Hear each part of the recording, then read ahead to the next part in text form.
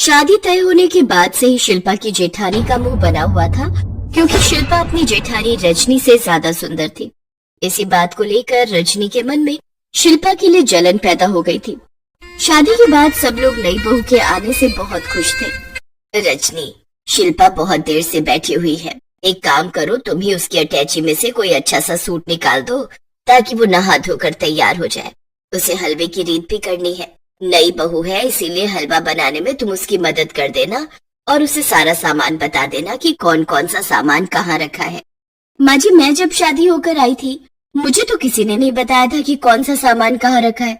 मैंने तो खुद ही ढूंढ लिया था रसोई में से। आप तो मेहमानों की खातिरदारी में ही लगे हुए थे।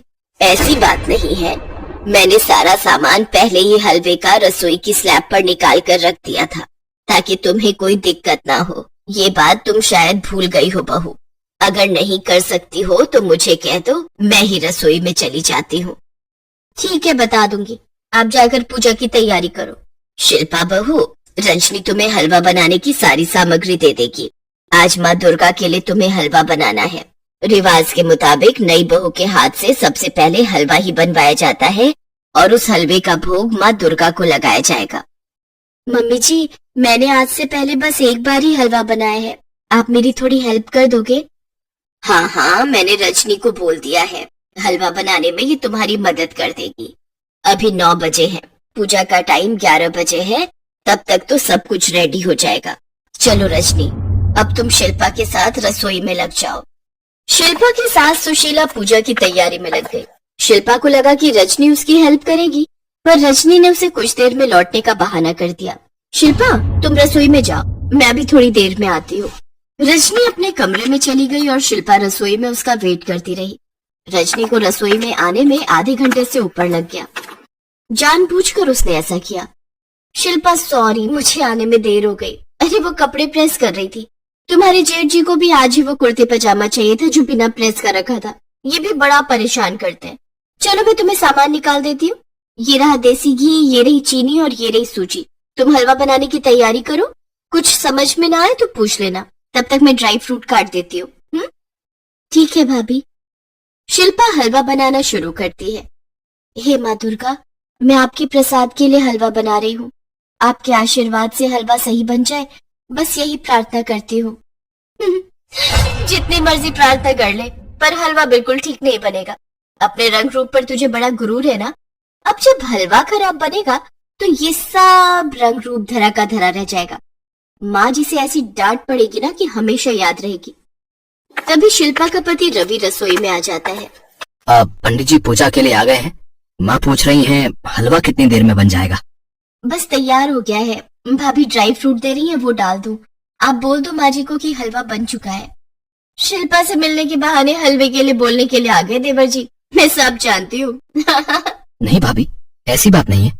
आप भी ना जब देखो मजाक करते रहते हो। अच्छा, मैं माँ को बोल देता हूँ। शिल्पा, ड्राई फ्रूट मैंने डाल दिया है, तुम प्रसाद का निकाल लो, फिर हम माँ जी के पास चलते हैं।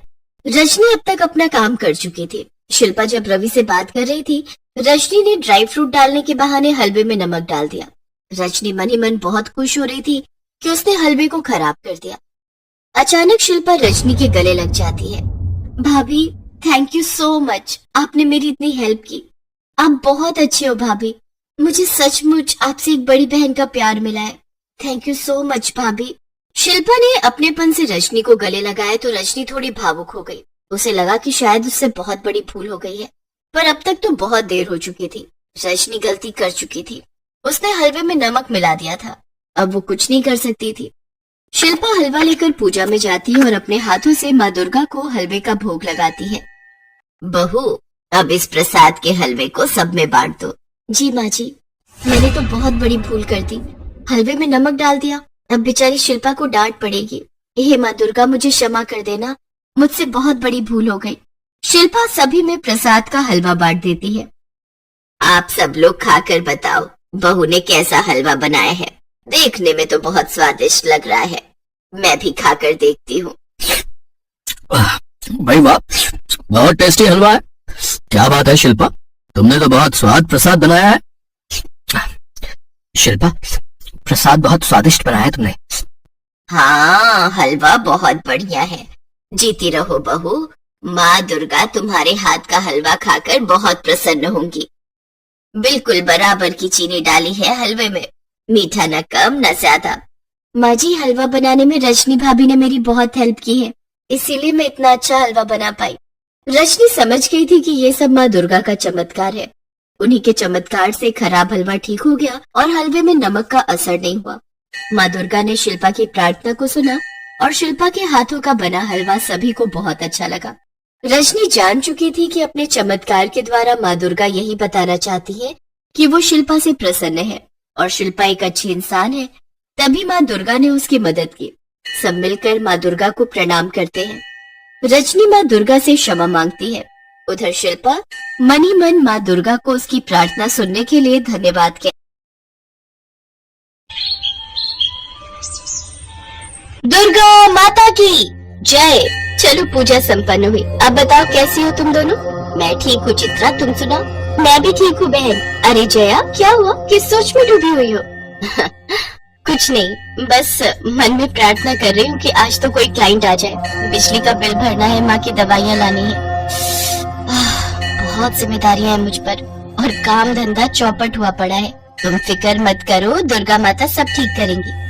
जब मेरे पति की मौत हुई थी तब मुझे भी लगता था कि मैं कैसे सोनू और मोनू को अकेले पाल पाऊंगी, लेकिन मुझे माता रानी ने ही हिम्मत दी और देखो आज छोटा मोटा ढाबा चलाकर किसी तरह गुजारा हो ही जाता है। सही बात है, हम भी तो गरीबी की चक्की में पिस रहे थे। माँ की कृपा हुई और देखो आज मेरे पास सरकारी नौकरी है। ये कहानी माँ दुर्गा की इन 3 भक्तों की है, चित्रा, सुधा और जया। तीनों माता की बहुत बड़ी भक्त थी। कुछ भी हो जाए लेकिन तीनों माँ के मंदिर आना नहीं भूलती थी। माता रानी के मंदिर में ही इन तीनों की मुलाकात हुई और फिर दोस्ती भी हो गई। चित्रा एक छोटा सा ढाबा चलाती थी। वो बहुत ही बढ़िया खाना बनाती थी और अपना ढाबा चलाकर अपने परिवार का पेट पालती थी। सुधा की नौकरी जेल में थी।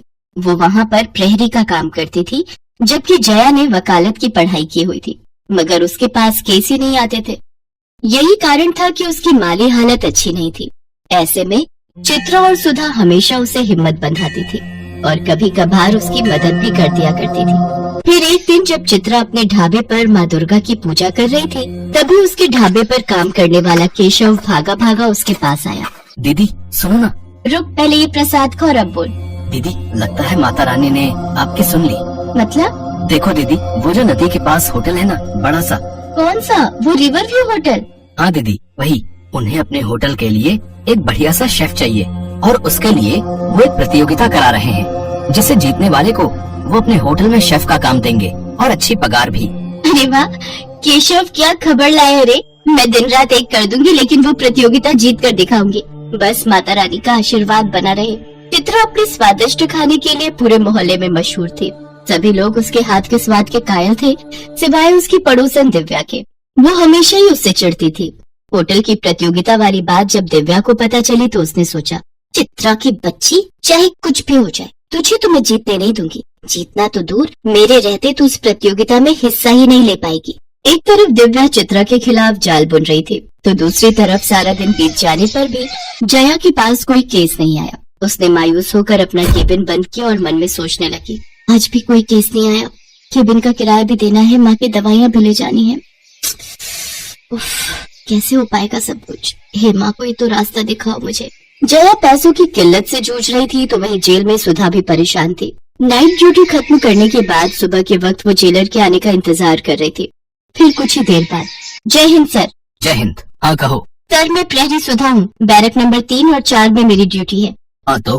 सर, वो नवरात्रि आ रही है तो छुट्टी चाहिए थी। क्यों? छुट्टी लेकर क्या करोगी? सर, वो माँ की चौकी सजानी है और। देखो, इन सब कामों के लिए छुट्टी नहीं मिलेगी। अच्छा तो सर, बस नवमी के ही दिन की छुट्टी दे दीजिए। जाओ यहाँ से, कहा ना छुट्टी नहीं मिलेगी। जी सर, जय हिंद। सुधा अपना समूह लेकर जेलर के कमरे से बाहर निकल आई। जया और सुधा जहाँ दुखी और परेशान थे, तो वहीं चित्रा कुकिंग कंपटीशन को लेकर उत्साहित थी। लेकिन वो नहीं जानती थी कि उस पर दुखों का पहाड़ टूटने वाला था। नवरात्रि के ठीक एक दिन पहले जब चित्रा पूजा पाठ के लिए अपने घर की सफाई कर रही थी, तभी उसके घर के सामने पुलिस की गाड़ी आकर रुकी। हाँ जी कहिए। तुम्हारा नाम चित्रा है? हाँ जी, पर हुआ क्या है? अरे हमें तुम्हारे घर की तलाशी लेनी है। इतना कहकर इंस्पेक्टर ने चित्रा को धक्का दिया और 2-3 पुलिस वाले चित्रा के घर में रखे सामान को उलट पलट कर देखने लगे और फिर ये नशीली दवाइयों की पेटी कहाँ से ली तुमने और कहाँ बेचती थी ये सब नशे का सामान? मैं इस बारे में कुछ नहीं जानती इंस्पेक्टर साहब। इस पेटी में क्या है और ये मेरे घर में कैसे आई, मुझे कुछ नहीं पता। मैं तो पूरी ईमानदारी से अपना छोटा सा ढाबा चलाती हूँ साहब। अच्छा तो ठीक है, फिर अब जेल में अपने जैसे कैदियों के लिए खाना बनाना। पुलिस चित्रा को पकड़ कर ले गई। उधर अपने घर के दरवाजे पर खड़ी चित्रा की पड़ोसन दिव्या मुस्कुराने लगी। असल में ये उसी की चाल थी। दिव्या का पति मेडिकल स्टोर पर काम करता था और चित्रा के घर में वो नशीली दवाइयों की पेटी दिव्या ने ही रखी थी ताकि चित्रा प्रतियोगिता में हिस्सा न ले पाए। फिर उसी रात जेल में। चित्रा तुम यहाँ कैसे? क्या बताओ बहन, मेरी तो किस्मत ही फूट गई। चित्रा ने रोते रोते सुधा को सारी बात बता दी। चित्रा के साथ जो हुआ उसे सुनकर सुधा की आंख में भी आंसू आ गए। तब चित्रा ने कहा, सुधा मेरे बच्चों को केशव के घर छोड़ देना बहन, मेरे पीछे वो उनकी देखभाल करेगा। एक माँ को अपने बच्चों की कितनी फिक्र होती है ना, पर माता रानी पता नहीं मेरी परीक्षा क्यों ले रही है। क्या हुआ? हमारा जेलर बहुत खड़ूस है। मैंने उससे 9वीं की छुट्टी मांगी तो उसने साफ मना कर दिया। कभी ऐसा नहीं हुआ कि अष्टमी या 9वीं पर मैंने कन्या पूजन नहीं किया हो, लेकिन इस बार चिंता मत करो सुधा, देखना माता रानी सब ठीक करेंगी। माँ दुर्गा की ये तीनों भक्त बहुत परेशान थी और ये देखकर दुर्गा माँ को भी अच्छा नहीं लग रहा था। तभी उनके पास नारद मुनि प्रकट हुए। नारायण नारायण, प्रणाम माते। माता ये कैसी व्यथा है? आपकी तीनों भक्त परेशान हैं, उन्हें आपकी कृपा की आवश्यकता है। आप चिंता न करें ऋषिवर, इनके दुखों का अंत निकट है और इसके लिए मुझे धरती लोक पर जाना होगा। जय हो माता रानी की जय हो। नारायण नारायण। नवरात्रि के दिन चल रहे थे और माता रानी की तीनों भक्त अपनी अपनी समस्याओं से जूझ रही थी, लेकिन तीनों में से किसी ने भी माँ दुर्गा पर अपना विश्वास नहीं खोया था। सुधा ने जेल में ही माता रानी की चौकी सजा ली थी और नवरात्रि के पूरे व्रत भी रख रही थी। फिर अष्टमी के दिन जब सुधा माता रानी की पूजा कर रही थी, तब अचानक माँ दुर्गा की मूर्ति से तेज प्रकाश निकलने लगा, जिसे देखते ही सुधा की आंखें बंद हो गई और फिर आंखें खोलो पुत्री। माँ आप साक्षात माँ दुर्गा मेरे सामने। मैं तो धन्य हो गई माँ। तुम्हें तुम्हारे काम से अवकाश नहीं मिला तो क्या हुआ, देखो मैं स्वयं तुम्हारे पास आ गई। सुधा की आंखों में खुशी के आंसू थे। उसने माँ की आरती की और उनके चरण स्पर्श किए और फिर, पुत्री मुझे तुम्हारी सहायता की आवश्यकता है। मेरी सहायता की? मैं एक तुच्छ प्राणी क्या कर सकती हूँ आपके लिए? चित्रा को यहाँ से बाहर निकालना होगा। मैं उसका रूप लेकर यहाँ रहूंगी और तुम्हें उसे इस कारागार से बाहर निकालना होगा ताकि वो कल होने वाली प्रतियोगिता में हिस्सा ले सके और अपना स्वप्न पूर्ण कर सके। जो आज्ञा माँ।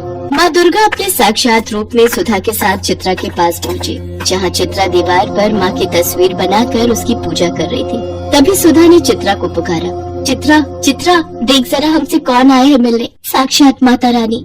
क्या ये सच है क्या? ये मैं कोई सपना देख रही हूँ?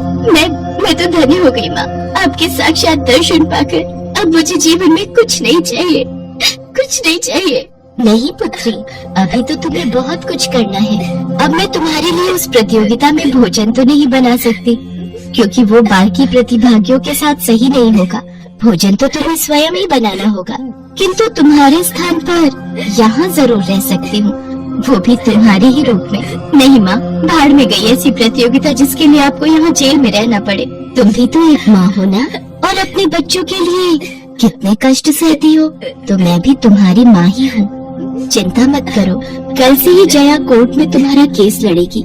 मैं खुद उससे मिलकर आई हूँ, वो तुम्हें अवश्य ही निर्दोष साबित करेगी। इसके बाद दुर्गा माँ ने चित्रा का रूप लिया और उसकी जगह जेल में बैठ गई। फिर चित्रा और सुधा ने उन्हें प्रणाम किया और सुधा ने चुपके से चित्रा को जेल से बाहर निकाल दिया। अगले दिन चित्रा ने प्रतियोगिता में अपने बच्चों के लिए और जया ने कोर्ट में चित्रा के लिए पूरी ताकत लगा दी। चित्रा ने अपने हुनर से प्रतियोगिता जीत ली, तो वहीं जया ने भी चित्रा को कोर्ट से जमानत दिलवा दी। फिर उसी शाम तीनों एक साथ मंदिर पहुँचे, जहाँ कोई नहीं था। उन्होंने माँ दुर्गा को प्रणाम किया और माँ ने अपने साक्षात रूप में फिर से तीनों को दर्शन दिए। माता रानी की जय हो। पता है माँ, आपकी कृपा से चित्रा का केस जीतते ही मेरे पास ढेरों लोग आने लगे हैं। अब मेरे पास कोई कमी नहीं रही। मेरी बच्चियों, तुम सबके दुख भरे दिन दूर हुए। अब ऐसे ही हंसी खुशी से जीवन बिताओ और एक दूसरे की मदद करते रहो। दुर्गा मैया की जय, दुर्गा मैया की जय, दुर्गा मैया की जय।